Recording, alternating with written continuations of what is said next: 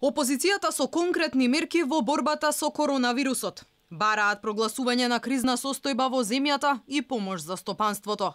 Лидерот на ВМРО ДПМН Христијан Мицкоски бара од надлежните итно да набават антисептични средства, заштитни маски и ракавици кои ќе бидат бесплатни за граѓаните. Ваква заштитна опрема на располагање да имаат и вработените во јавниот превоз, градежниците и шалтерските работници.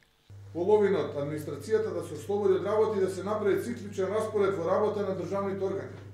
Со тоа ќе се намали ризикот од брзо ширење на вирусот. Потребно е формирање на посебно државно контролно тело чија единствена задача ќе биде надзор и контрола на примена на превентивните мерки.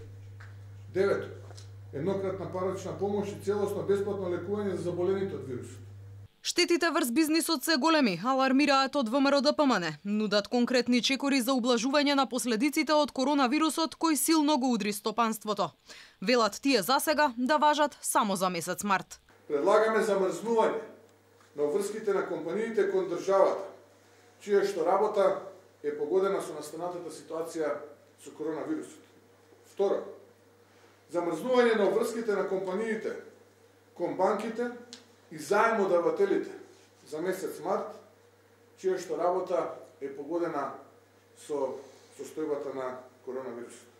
Трето, државата да ги плати трошоците за вработените во компаниите погодени од состојбата со коронавирусот до висина од 50%. Знаете, тоа се секторите кои што се најмногу погодени, како што е туризмот, како што е угостителството, како што се текстилната индустрија, кожарската индустрија и останатите сектори.